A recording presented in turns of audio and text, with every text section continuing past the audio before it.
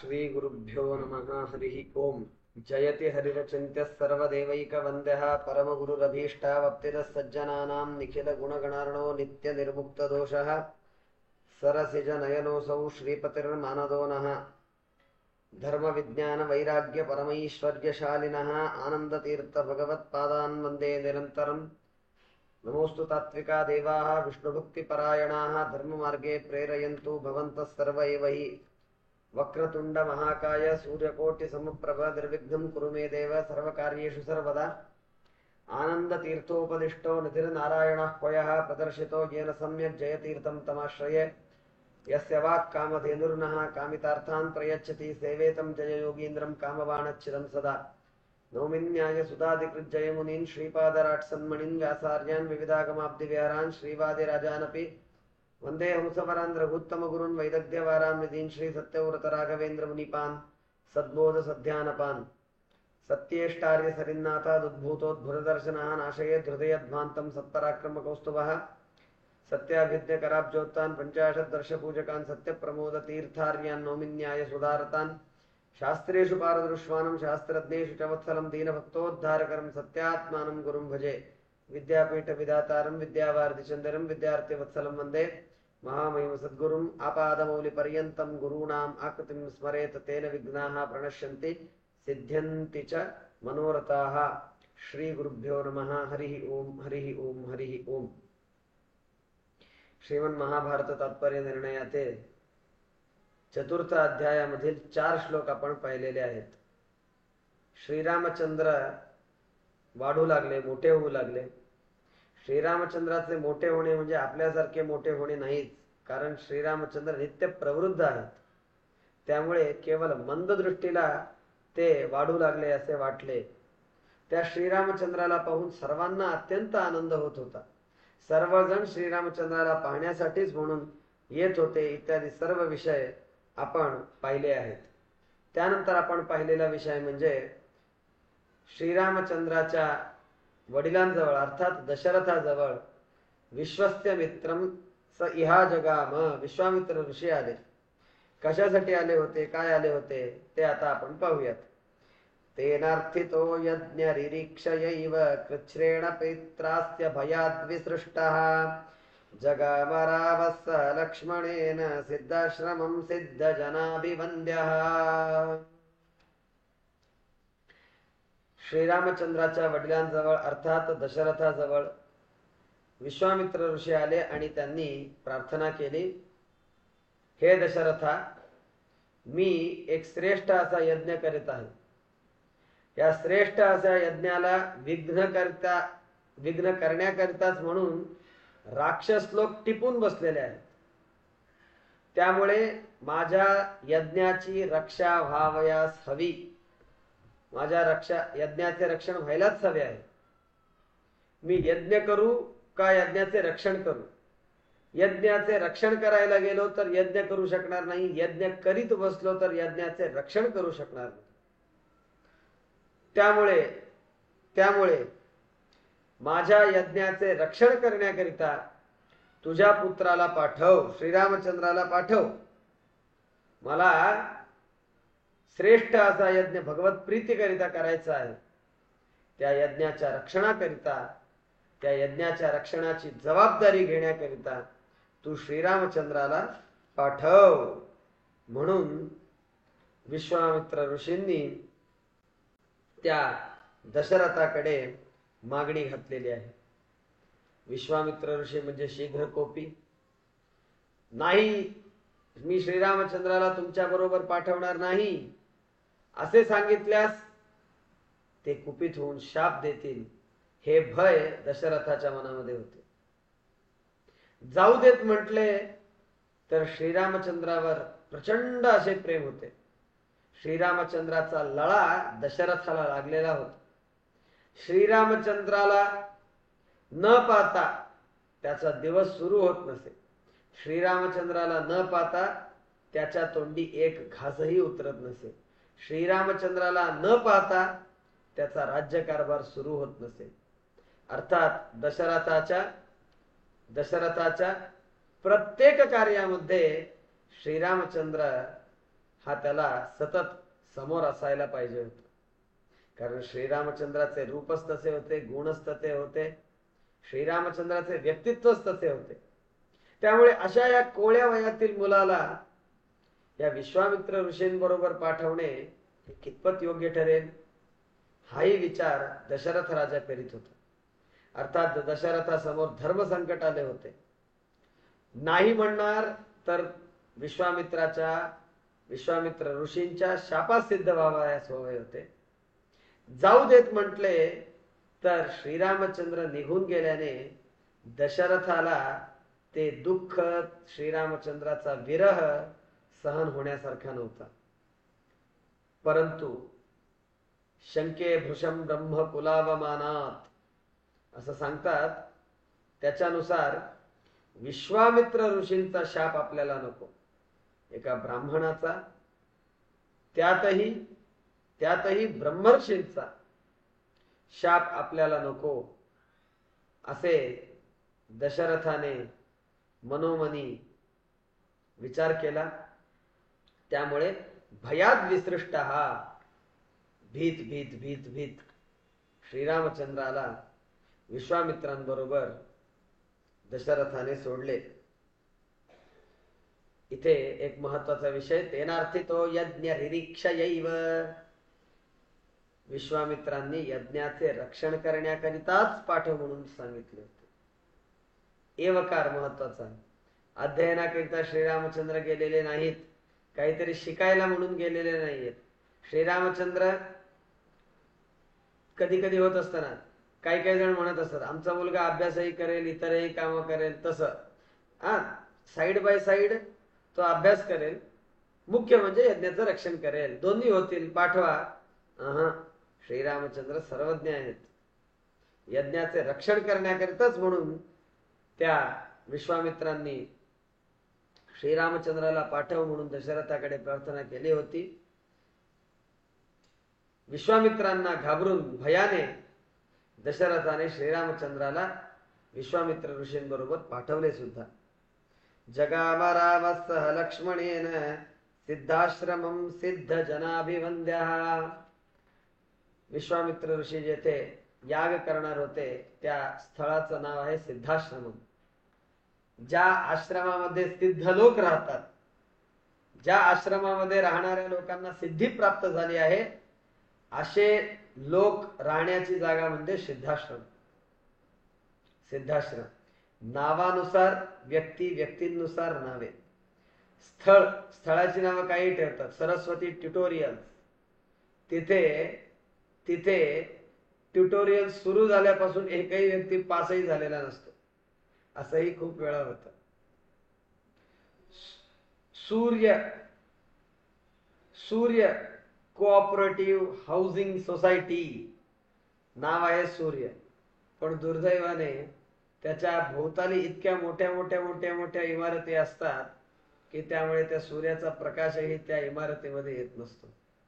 अशा प्रकारचं हे सिद्धाश्रम नव्हतं. हे सिद्धाश्रम जे होतं ते खरोखर नावाला अनुरूप होतं. सिद्ध लोक राहण्याचं आश्रम सिद्धाश्रम. अशा या सिद्धाश्रमामध्ये सिद्ध जनाभिवंद्य हा श्रीरामचंद्र कशासाठी गेला होता? सिद्धी प्राप्त करण्याकरिता गेला होता काय? नाही. सिद्धी प्राप्त झालेल्या लोकांकडून वंदनीय असणारा श्रीरामचंद्र, त्याला कशाला बरे सिद्धी हवी? सिद्धिप्रद, सिद्धिदायक शिष्ट जन परिपाल परम शुद्धात्मा सुगुण सांद्र सुखवारिधी. कपिल परमात्म्याचे वर्णन करताना असंच वर्णन करतात, सिद्धिदायक शिष्ट जन परिपाल परम. सिद्धिदायक, भगवंत सिद्धिप्रद आहे. एखाद्याला सिद्धी हवी असेल तर भगवंताला सिद्धिप्रद सिद्धिप्रद सिद्धिप्रद म्हणून जपायला हवं, भगवंताची उपासना करायला. हा भगवंत कोण आहे? तर सिद्धिप्रदायक आहे. सिद्धी भगवंत देतो. सिद्धी मिळवलेल्या लोकांकडून भगवंत नमस्कृत होतो. त्यामुळे भगवंत सिद्धी कमवण्याकरिता जाणाऱ्यांमधला नव्हता, तो यज्ञाचे रक्षण करण्याकरिता गेलेला होता.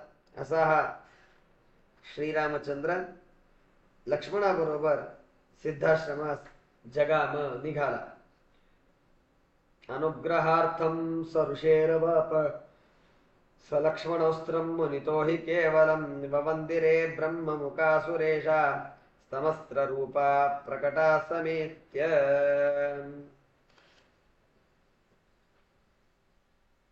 श्रीरामचंद्राने विश्वामित्र ऋषींवर अनुग्रह करण्याकरिता, स्वार्थाकरिता नाही, विश्वामित्रांवर अनुग्रह करण्याकरिता विश्वामित्र ऋषींकडून ब्रह्मास्त्र पाशुपतादी अस्त्र मिळविले. म्हणजे कसं असतं, एखादा विद्यार्थी जर गुरूंजवळ अनुवाद करत असेल तर तो गुरूंना पाठ सांगत आहे असे बघणाऱ्यांना वाटतं, कारण गुरु गप्प बसलेले असतात, ते काही बोलत नसतात. शिष्य हातवारे करून हे असं, हे सूत्र असं झालं, याचा अर्थ असा आहे, असा अर्थ आहे. लांबून बघणाऱ्याला एकाएकी काय वाटतं, तर शिष्यजणच गुरूंना पाठ सांगतायत. वास्तविक काय असतं, गुरूंनी जी विद्या दिलेली आहे ती विद्या मी किती आत्मसात केली ह्याची परीक्षा शिष्य देत असतो. तसं विश्वामित्रांनी हे सर्व अस्त्र श्रीरामचंद्राला देणे म्हणजे भगवंताकडून, भगवंताच्या अनुग्रहाने त्यांनी जे जे मंत्र सिद्ध करून घेतलेले आहेत ते सर्व सिद्ध मंत्र श्रीरामचंद्राला निवेदन करणे. श्रीरामचंद्रा, मी ह्या मंत्रांचा जप केलेला आहे, तू ह्या मंत्रांना सिद्धी दिलेली आहेस, तू अनंत उपकारी आहेस, अजूनही या मंत्रांना विशेष सिद्धी दे म्हणून प्रार्थना करीत विश्वामित्र ऋषींनी ती सर्व मंत्रे श्रीरामचंद्राला सांगितली. याच्यामध्ये श्रीरामचंद्राला विश्वामित्रांनी उपदेश केला असा अर्थ कुणीही काढून घेऊ नये, कारण श्रीरामचंद्राचं जे व्यक्तित्व आहे, श्रीरामचंद्राचं जे कॅरेक्टर आहे ते भगवत कॅरेक्टर या दृष्टीने पहा. आपल्यासारखा मनुष्य रूपाने श्रीरामचंद्र अवतरित झालेला नाहीये, तो साक्षात देव आहे. त्यामुळे विश्वामित्र ऋषींनी श्रीरामचंद्राला त्यांना असलेल्या ज्ञानाचं, त्यांना जे जे मंत्र येतात, अवगत आहेत, ज्या ज्या मंत्रांची सिद्धी आहे, अशा मंत्रांचं निवेदन केलेलं आहे, समर्पण केलेलं आहे. त्यामुळे श्रीमदाचार्य स्पष्टपणे सांगतात, विश्वामित्रांवर अनुग्रह करण्याकरिता श्रीरामचंद्राने, लक्ष्मणासहित असलेल्या श्रीरामचंद्राने त्या मुनींकडून ब्रह्मास्त्र, पाशुपतास्त्र इत्यादींचा उपदेश घेतला, अर्थात इत्यादींचा अनुवाद त्यांच्याकडून करून घेतला. ववंदिरे ब्रह्ममुखासुरेशा स्तमस्त्र रूपा प्रकटा समेत्य. त्यावेळी ब्रह्मास्त्राला अभिमानी असणारे चतुर्मुख ब्रह्म, पाशुपतास्त्राला अभिमानी असणारे रुद्रदेव, इतर अस्त्रांना अभिमानी असणारे गरुड, शेष इत्यादी नागदेवता आहेत, त्यानंतर इंद्र देवता आहे, वरुण आहे, इत्यादी इत्यादी सर्व देवता श्रीरामचंद्राच्या जवळ येऊन सर्वजण श्रीरामचंद्राच्या पायी नतमस्तक झाले. ववंदिरे ब्रह्ममुखासुरेशा तमस्त्र रूपा प्रकटा समेत्य. विश्वामित्र ऋषी मंत्र सांगायचे, श्रीरामचंद्र उच्चारण करायचा, तोच ब्रह्मदेव आलेच. स्वामी, तुझ्या सेवेसाठी मी नेहमी सिद्ध आहे, तू कधीही ब्रह्मास्त्राचा प्रयोग कर, मी तुझ्या सेवेकरिता सिद्ध आहे. पाशुपतास्त्राचा मंत्र म्हटला भगवंताने, रुद्रदेव प्रकट झाले, हे श्रीरामचंद्रा, तुझ्या सेवेकरिता मी सिद्ध आहे, तू कधीही माझा आठवण काढ, मी अस्त्र रूपाने तुझी येऊन सेवा करणार आहे. इंद्र आले, गरुड आले, शेष आले, भगवंता आम्ही सर्वजण तुझ्या सेवेकरिता सिद्ध आहोत, तू फक्त आठवण काढायचीच वेळ आहे, किंवा तू फक्त आठवायचाच विलंब आहे, आम्ही तुझ्या सेवेकरिता सिद्ध आहोत. अशा प्रकारे सर्व देवता भगवंताजवळ प्रत्यक्ष येऊन नमस्कार करून स्वतःची सेवा घ्यावी भगवंता अशी प्रार्थना करीत होते. ववंदिरे ब्रह्ममुखासुरेशाः तमस्त्र रूपा प्रकटा समेत्य. अशा प्रकारे भगवंताजवळ हे सर्वजण येऊन सेवेकरिता सिद्ध झालेले आहेत. अशा वेळी अतो जगानाशु शरेण ताटकाम वराद्विदातुस्तदनन्यवद्याम ररक्ष यज्ञञ्च मुनिर्निहत्य सुबाहुमीशानगिरा विवृत्युम. रघुनाथाचा अद्भुत असा पराक्रम येथे सांगत आहेत. त्यानंतर श्रीरामचंद्राने काय केलं, विश्वामित्रांच्या यज्ञाचे श्रीरामचंद्राने कसे संरक्षण केले म्हणजे तिथे विश्वामित्रांच्या यज्ञाचा नाश करण्याकरिता ताटका आली होती. या प्रसंगी एक वचन मला सांगावंसं वाटतं, श्रेयांसी बहुविघ्नानी. श्रेयांसी बहुविघ्नानी. आपण जर एखादं चांगलं काम करीत असू तर प्रायः त्या उत्तम कामामध्ये सतत आणि सतत व्यत्यय येत असतात. कारण व्यत्यय आणणारे लोक असुरजन असतात. या असुर लोकांना प्रायः हे सत्कर्म केलेलं पचत नाही, आवडत नाही, बघवत नाही. त्यांच्या पोटामध्ये प्रचंड कळवळाट. त्यामुळे या चांगल्या कामाचा नाश करण्याकरिता म्हणून ते येत असतात. हे वैश्विक सत्य आहे, जागतिक सत्य आहे. कुठल्याही देशामध्ये, कुठल्याही प्लॅनेटमध्ये, कुठल्याही लोकामध्ये हे सत्य आहे. एखादा चांगलं काम करत असतो तर त्या चांगल्या कामापासून त्याला अडवण्याकरिता 100 लोक येतात. पण चांगलं काम करीत असताना हे चांगलं आहे बाबा, तू अवश्य करावं, त्याने तुझीही उन्नती होईल, आपल्या समाजाची उन्नती होणार आहे, असे सांगणारे लोक मात्र खूप विरळ असतात. श्रेयांसी बहुविघ्नानी. त्यामुळे इथे विश्वामित्र ऋषी त्यांच्याबरोबर अनेक सिद्ध जन मिळून हा यज्ञ करणार होते.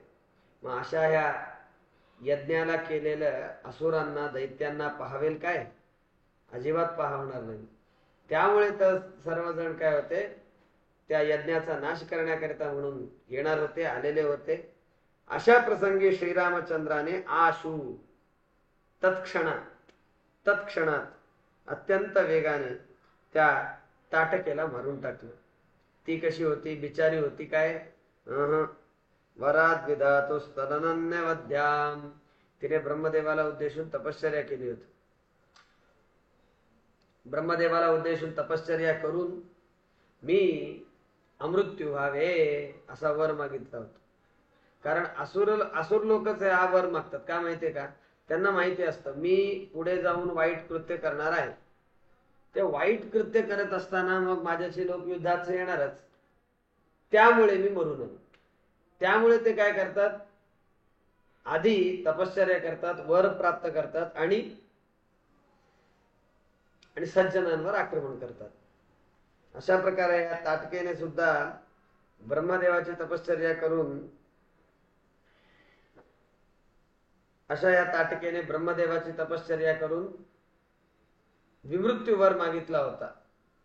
मी मरू नये असा वर मागितला होता. परंतु भगवंताने स्वतःच्या पराक्रमाने, स्वतःच्या वेगवान अशा बाणाने ताटकेला मारून टाकले. त्यानंतर सुबाहू नावाच्या ईशानगिरा विमृत्यू, रुद्रदेवाच्या अनुग्रहाने विमृत्यत्व वर मिळवलेल्या त्या सुबाहूला श्रीरामचंद्राने मारले आणि त्या विश्वामित्र ऋषींच्या यज्ञाची काळजी श्रीरामचंद्राने घेतली. श्रीरामचंद्राने त्या यज्ञाचे संरक्षण केले. ताटकेला मारले, त्यानंतर सुबाहूला मारले. अशा प्रसंगी एक गोष्ट इथे टिप्पणीकार चर्चा करतात. श्रीरामचंद्राने ताटकेला मारले हे कितपत योग्य आहे? कारण ताटका म्हणजे कोण? स्त्री वध करणे हे योग्य होईल काय? तर या प्रसंगी आपण एक रामायणाची कथा पाहूयात. यज्ञास विघ्न करण्याकरिता आलेल्या ताटकेला मार म्हणून विश्वामित्र ऋषींनी श्रीरामचंद्राला सांगितले. त्यावेळी श्रीरामचंद्र म्हणतात, कथम मी स्त्रीवधम कुर्या महामध्यमुना महामुने. हे महामुनी, मी स्त्रीवध कसा काय करू? स्त्रीवधे तु महापापम प्रवदन्ति मनीषिणः. स्त्रीवध केल्याने महापाप येतो, महापापाची प्राप्ती येते असे ज्ञानी लोक सांगतात. तुम्ही तरी ते ताटकेला मारण्यास सांगत आहात, कसे काय? त्यावेळी विश्वामित्र ऋषी म्हणतात, अस्यास्तु निधनाद्रामा जना सर्वे दिराकुलाः भवन्ति सततं तस्मात् तस्याः पुण्यप्रदो वदः. ह्या एका दुष्ट स्त्रीला ताटकेला तू जर मारलेस तर समग्र मनुकुल आनंदाने जगू शकणार आहे. हिच्या एकाच्या मृत्यूने हजारो हजारो नाही लक्षावधी कोट्यावधी लोकांचा जीव वाचणार आहे. त्यामुळे अशा या दुष्ट ताटकेचा वध संहार हा जो आहे तो पुण्यप्रदो वध, हा पुण्य देणारा वध आहे, काळजी करू नकोस असे श्रीरामचंद्राला दशरथाने सांगितले. श्रीरामचंद्राने बाण उचलला, धनुष्य उचललं, धनुष्यावर बाण ठेवला, बाण सोडला, ताटका मरून पडली. श्रीरामचंद्राने अर्थात भगवंताने विष्णूने रामावतारामध्येही प्रथम स्त्रीवधापासून सुरुवात केली, कृष्णावतारामध्येही पूतना संहार करून स्त्रीवधापासूनच सुरुवात केली. श्रीरामचंद्र येथे दाखवत आहेत दुष्ट लोकांच्या दुष्टपणाला मी कधीही थारा देणार नाही, ते सहन करणार नाही. तुम्ही स्त्री रूपात या किंवा तुम्ही इतर रूपात या, कुठल्याही रूपात या, परंतु दुष्ट कर्मांना मी मात्र सहाय्यक बनणार नाही, हे श्रीरामचंद्राने दाखवून दिले. ताटकेचा संहार झालेला आहे. त्याचबरोबर हा सुबाहू जो रुद्रदेवांच्या वराने विमृत्यत्व वर मिळवणारा झालेला होता, अशा या सुबाहूला सुद्धा श्रीरामचंद्राने मारून टाकले आणि त्या विश्वामित्र ऋषींच्या यज्ञाचे रक्षण केले. त्यानंतर शरेण मारीच मथर्णवे क्षिपत वचो विरिंचस्य तुमानयानः अवध्यता तेन हितस्य दत्ता जघान चान्यं रजरीचरानथ. त्यानंतर मारीच युद्धासार या मारीचला श्रीरामचंद्राने बाण मारून समुद्रामध्ये फेकून टाकले. कारण रुद्रदेवाला ह्याने एक वर मागितला होता, मला अवध्यत्व दे म्हणून प्रार्थना केली होती. त्यामुळे तेव्हा विरिंचाने तथास्तु म्हटलं होतं, ब्रह्मदेवाने तथास्तु म्हटलं होतं. त्यामुळे ब्रह्मदेवाच्या त्या शब्दाला मान ठेवून श्रीरामचंद्राने त्या मारीचला मारला नाही, परंतु स्वतःच्या प्रचंड अशा बाणाच्या वेगाने त्या वाऱ्याने उडून जाऊन हा मारीच समुद्रामध्ये पडलेला आहे. अवध्यता तेन हितस्य दत्ता जगान चान्यं रजनीचरानथ. फक्त एवढ्यांनाच मारला असं समजू नका, बाकीच्या सर्व इतर राक्षसांनाही त्या प्रसंगी श्रीरामचंद्राने मारलेले आहे. हा जो मारीच होता, हा मारीच अशक्य युद्ध होता असं नाही, त्याच्याशी युद्ध करणं शक्य नव्हतं. प्रचंड पराक्रमी होता, त्यामुळे त्याला मारू शकणार नव्हते अशातला काही भाग नव्हता. बाहू कोणीही असू दे, श्रीरामचंद्राच्या विरुद्ध आल्यास त्याचा संहार होणारच. त्यामुळे या महाबाहूला जो सुबाहू आहे त्याला श्रीरामचंद्राने सोडून दिलं. जान दे दो, जाने दो, जाने दो, जान दे दो नाही, जाने दो म्हणून त्या श्रीरामचंद्राने त्या मारीचाला सोडून दिलं. भगवंत सर्वतंत्र स्वतंत्र आहे. भगवंताला जेव्हा ज्याचं वचन ऐकावंसं वाटेल तेव्हा त्यांचं वचन श्रीरामचंद्र ऐकतो. जेव्हा ज्यांचं वचन ऐकायचं नसेल तेव्हा सरळ श्रीरामचंद्र त्यांच्या वचनांचं उल्लंघनही करतो. श्रीरामचंद्राला कुठलीही विधे नाही, कुठलीही निषेध नाही.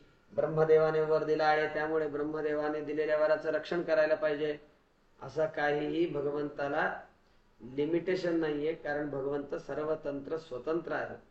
कधी कधी 2 जण आलेले असताना, मला भूक लागलेली असताना सुद्धा मी त्याच्या समोर बसून जेवू शकत नाही, कारण मला एक त्याचं समाजामध्ये भान आहे, ते वाईट दिसतं, ते चांगलं दिसत नाही.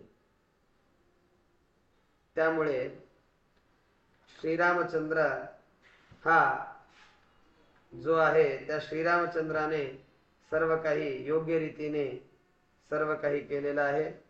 ताटकेला मारलं, त्यानंतर ईशानगिरा रुद्रदेवाच्या वराने उन्मत्त झालेल्या त्या सुबाहूलाही मारलेला आहे. त्यानंतर मारीचाला समुद्रामध्ये टाकलेला आहे.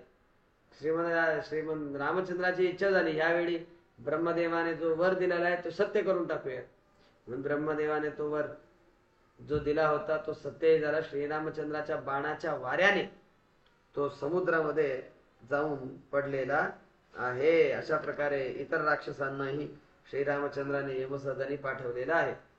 अशा प्रकारे श्रीरामचंद्राने वास्तविकपणे प्रामाणिकपणे त्या विश्वामित्र ऋषींच्या यज्ञाचे रक्षण केले. त्यावेळी तदा विदेहेन सुता स्वयंवरो विघोषितो दिक्षु विदुक्षु सर्वगः विधार्य तद्गादि सुतानुजाय ययौ विदेहान अनुजानुयातः. त्यावेळी विदेह राजाने सीताचा स्वयंवर घोषित केला. सर्व दिशांमध्ये आग्नेय नैऋत्य इत्यादी विशिष्ट दिशांमध्ये 8 दिशांमध्ये 4 आणि 4 8 पूर्व पश्चिम दक्षिण उत्तर आग्नेय नैऋत्य वायव्य ईशान्य अशा प्रकारे 8 दिशा. त्या 8ही दिशांना सीतेचा स्वयंवर आहे सीतेचा स्वयंवर आहे अशी वार्ता पसरली.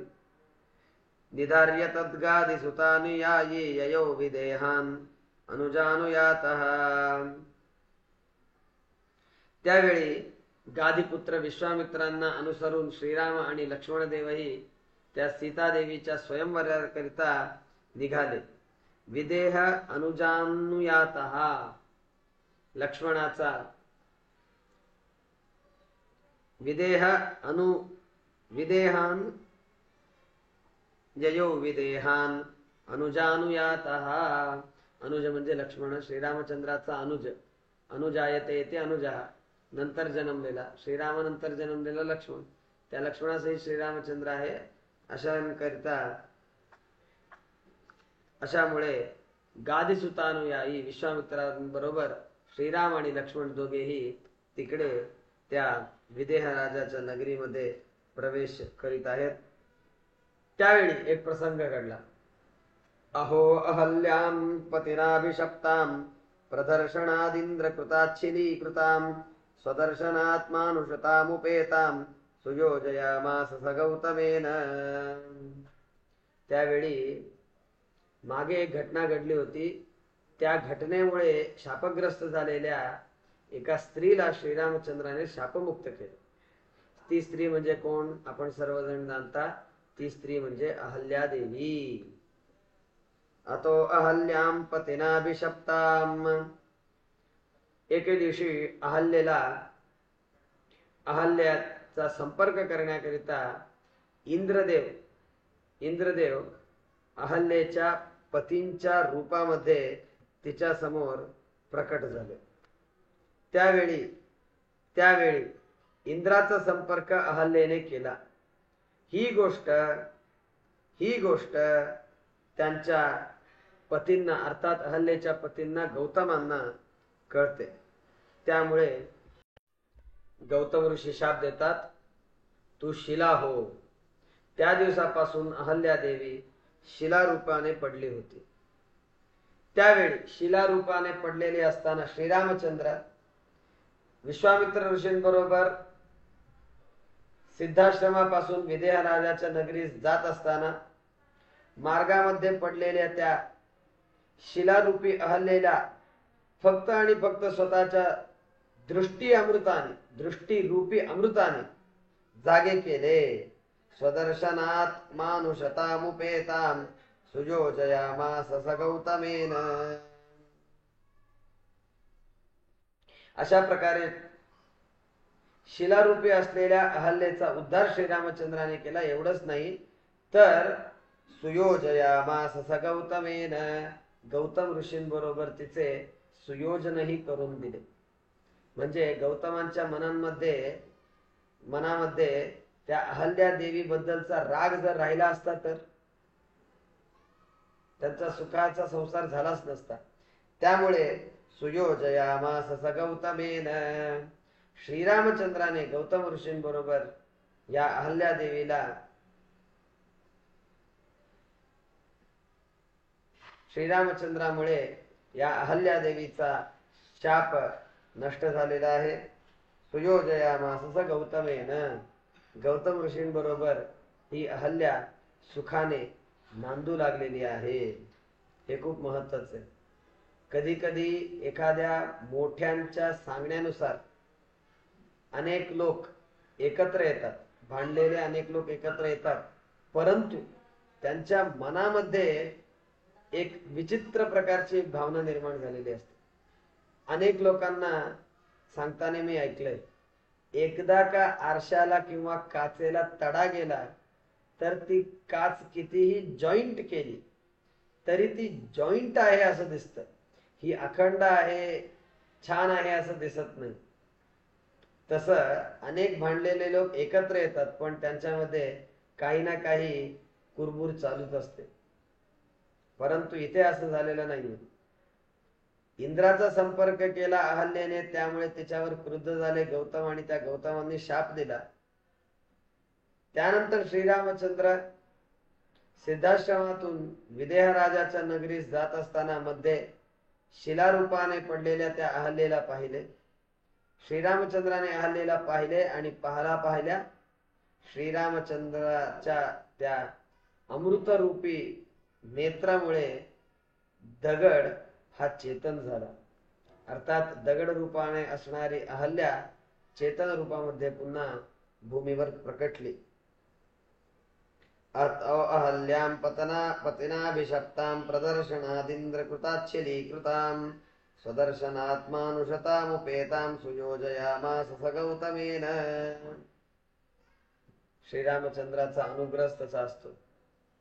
निखिला घौघ विनाशक परसौख्य प्रददृष्टे करुणा पूर्णवर प्रदचरितं ज्ञापय मेते. निखिला घौघ विनाशक परसौख्य प्रददृष्टे. भगवंताची दृष्टी कशी आहे? भगवंताची दृष्टी कशी आहे तर ज्या भगवंताची दृष्टी ज्यावर पडते त्याचे सर्व पाप नाहीसे होतात. परसौख्यप्रद, भगवंत ज्याला पाहतो त्याला सर्व प्रकारचं सौख्य मिळतं. ह्याला साक्षी असणारा व्यक्ती म्हणजे सुदामा. सुदामाचं काहीतरी पाप होतं म्हणूनच त्याला दारिद्र्य आलं होतं. भगवंताचा आणि त्याचा फक्त संपर्क झाला, भगवंताने सर्व काही त्याला देव केलं. परसौख्यप्रद दृष्टे. आपण देवळात येता, भगवंताला पाहता, नमस्कार करता, प्रदक्षिणा करता, सर्व काही करता. अशा वेळी माझी एक विनंती आहे, भगवंताचे डोळे पाहत असताना हा भगवंत माझ्याकडे पाहत आहे, भगवंत माझ्याकडे पाहत आहे, ह्या भगवंताच्या अनुग्रहाने मी केलेले सर्व पाप नाहीसे होणार आहेत. या भगवंताच्या दृष्टीमुळे मला सर्व प्रकारचं सौख्य नक्की मिळणार आहे, हा दृढ विश्वास आपल्या मनामध्ये असायला पाहिजे. दगड होऊन एका वाटेत पडलेले असताना केवळ श्रीरामचंद्राने स्वतःच्या दृष्टिक्षेपाने त्या दगडाची मूर्ती केली, अर्थात त्याला सजीव बनवलं. हे भगवंताचं सामर्थ्य. कर्तुम अकर्तुम अन्यथा कर्तुम सामर्थ्य भगवंताचं आहे. सर्व काही भगवंत साधतो, म्हणूनच तो भगवंत. भगवंताच्या विषयी कधीही बिचारा भगवंत असं म्हणू नये. भगवंताला बिचारा जर आपण मानलो तर आपणच बिचारे होऊन जातो. त्यामुळे कधीही पाप भगवंता, काही जण म्हणत असतात आपल्या कानडी भाषेमध्ये, बिचारा देव पाप रे देವರು ಎಷ್ಟು ಕೆಲಸ ಮಾಡಬೇಕು, ನನ್ನನ್ನು ಪ್ರೇರಿಸಬೇಕು, ಅವನನ್ನು ಪ್ರೇರಿಸಬೇಕು, मला प्रेरणा करायला पाहिजे, त्यांच्यामध्ये राहून त्यांना प्रेरणा करायला पाहिजे. सर्वांना प्रेरणा करणार म्हणजे काय ते किती विचित्र. एकामध्ये राहून दोन जण भांडत असतात, त्या भांडताना दोन्हीकडे भगवंतच प्रेरणा करत असतो. मग असं असताना थोडा विचार करा, भगवंताच्या जागी आपण असलो असतो तर आपली अवस्था काय झाली असते. एखादं घर सांभाळताना नाकी नऊ येतं, एखादी लहानशी ऑर्गनायझेशन सांभाळताना टेन्शन येतं, एखादी प्रचंड मोठी अशी संस्था सांभाळत असताना त्या व्यक्तीची झोपही उडून जाते. असं असताना सर्व काही अत्यंत सुललितपणे, व्यवस्थितपणे, छानपणे हे सर्व काही पार पडत आहे. म्हणजे भगवंताची शक्ती केवढी प्रचंड आहे. भगवंताची शक्तीच अशी आहे. कर्तुम अकर्तुम अन्यथा कर्तुम सामर्थ्य भगवंताचं आहे. हे आपण विशेषतः स्मरण करायला हवं. त्यामुळे भगवंताने फक्त आणि फक्त स्वतःच्या दर्शनाने अहल्येचा उद्धार केलेला आहे. इथे एक प्रश्न मनामध्ये उद्भवतो. आपण अनेक ठिकाणी ऐकलेलं असं असतं की भगवंताने पादस्पर्शाने दगड जो होता त्या दगडाला मूर्ती बनवली, अर्थात चेतन रूप दिले. मग काय म्हणायचं? श्रीमदाचार्य एकीकडे सांगतायत फक्त दर्शन मात्राने अहल्येचा उद्धार केला. दुसरीकडे पद्मपुराणामध्ये सांगितलं जातं की श्रीरामचंद्राने फक्त आणि फक्त पादाचा स्पर्श केला. त्यामुळे काय करायचे? पाद्मवचन काय आहे? पादस्पर्शेन अहल्योद्धारा सांगणारं वचन आहे. अहल्या रघुनाथस्य पादस्पर्शात शुभा भवत. अहल्यादेवी श्रीरामचंद्राच्या केवल पादस्पर्शाने शुद्ध झाली, शुभा भवत. मग श्रीमदाचार्य मात्र इथे सांगतायत डोळ्याने उद्धार झाला. काय म्हणायचं? दोन्ही चुकीचं. एक कसं काय होणार? एकतर पायाने उद्धार, एकतर डोळ्यांनी उद्धार. त्यामुळे काय हे दोन्ही अप्रमाण असं म्हणायचं? तसं नाही होतं. बघा, विष्णू पुराणामध्ये एक वचन येतं, दर्शन मात्रेण अहल्याम पापाम चकार. केवल दर्शनाने अहल्येला पाप निर्मुक्त श्रीरामचंद्राने केले. त्यानंतर दुसरे एक वचन नरसिंह पुराणातलं वचन, पाषाणभूता राजेंद्र तस्य रामस्य दर्शनात अहल्या मुक्त शापाच जगाम गौतमं प्रती. दगड रूपाने राहिलेल्या त्या अहल्येला श्रीरामचंद्राच्या केवळ आणि दर्शनाने पाप नाहीसा झाला आणि ती ऋषींजवळ गेली. या दोन पुराणामध्ये भगवंताच्या दृष्टीने अहल्येचा उद्धार सांगितलेला आहे. त्यामुळे मी नेहमी सांगत असतो, आपल्याकडे अनेक कल्प आहेत. श्रीरामचंद्राचा अवतार हा फक्त एका कल्पामध्ये झालेला नाहीये, अनंत अनंत अनंत कल्पामध्ये श्रीरामचंद्राचा अवतार होतो. त्यामुळे बहुतेक अवतारामध्ये फक्त दृष्टिक्षेपाने अहल्येचा उद्धार श्रीरामचंद्राने केलेला आहे. अगदी तुरळक ठिकाणी श्रीरामचंद्राने पायाने सुद्धा अहल्येचा उद्धार केलेला आहे. श्रीरामाला काहीही करता येते. श्रीरामचंद्र गुणपूर्ण आहे. श्रीरामचंद्र जगज्जन्मादी कारण आहे. एवढंच नाही, श्रीरामचंद्राच्या पापण्या सुद्धा जगज्जन्मादी कारण असतात. श्रीरामचंद्राच्या डोक्यातले केस सुद्धा सृष्टीकर्तृ असतात, नियमनकर्तृ असतात, ज्ञानाज्ञान बंधमोक्ष प्रदातृ असतात. त्यामुळे श्रीरामचंद्राचे ते प्रचंड सामर्थ्य आपण विशेषतः ऐकायलाच हवे. म्हणजे काय झालं, अनेक कल्पांमध्ये ही घटना घडत असते. अनेक कल्पांमध्ये श्रीरामचंद्राने फक्त दृष्टिक्षेपाने अहल्येचा उद्धार केलेला आहे. त्यामुळे बहुकल्पानुसार इथे निर्णय दिला, स्वदर्शनात मानुषताम उपेताम सुयोजयामास सगौतमेन. याचा अर्थ पद्मपुराणातलं वचन चुकीचं आहे असं नाही. पायाचा स्पर्शाला करूनही अहल्येचा उद्धार काही कल्पांमध्ये श्रीरामचंद्राने केलेला आहे. दोन्ही सत्य आहे, कुठलंही अप्रमाण नाही. हे असं आपण व्यवस्थित समजून घ्यायला पाहिजे. ही जाण आपल्याला देतात श्रीमदानंद तीर्थ भगवत्पादाचे. नाहीतर आपण काय करतो, एकच ग्रंथ सगळ्यांनी वेदव्यासांनी एकट्यांनी ग्रंथ लिहिलेले आहेत. एका ग्रंथामध्ये असं सांगितलंय, दुसऱ्या ग्रंथामध्ये वेगळंच सांगितलंय, भलतं काहीतरी सांगितलंय. आपण त्यांची ताळमेळ लावू शकत नाही. आपल्या दुर्दैवामुळे आपल्याला व्याख्यान करता येत नाही, आपल्याला नीट ते कळत नाही. त्यामुळे जे मराठी ट्रान्सलेशन थोडंफार मिळतं ते आपण वाचतो आणि दोन विरुद्ध गोष्टी कशा काय होऊ शकतात. मी उपवासही आहे, पोटभर जेवणही आहे, कसं होणार? एक तर तू उपवास राहा, नाहीतर एक तर तू खाऊन राहा. उपास पण आहे, पोटभर जेवून पण आहे, तसं होऊ शकत नाही. त्यामुळे एक तरी पुराण अप्रमाण व्हायला पाहिजे ना, अशी शंका आपल्या मनामध्ये येते. त्यावेळी श्रीमदानंद तीर्थ भगवत्पादाचार्यांनी सांगितलेला जो निर्णय आहे तो आपण लक्षात ठेवायला पाहिजे. बहुकल्पानुसारेण, अनेक कल्पांमध्ये अनेक घटना घडतात.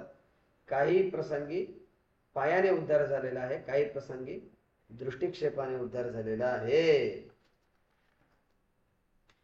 अशा प्रकारे श्रीरामचंद्राने त्या अहल्येचा उद्धार केलेला आहे.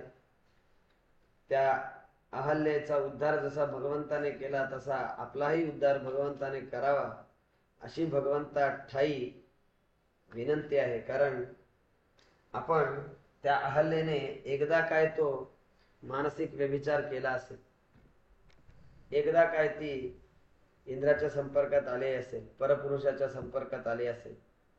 परंतु आपण सर्वजण टीव्ही बघताना, सिनेमे बघताना, नाटक बघताना, बोलताना अनेक प्रकारच्या दुष्ट प्रवृत्तींकडे आकर्षले जातो आणि दुष्ट प्रवृत्तींच्या संपर्कामध्ये आपण असतो.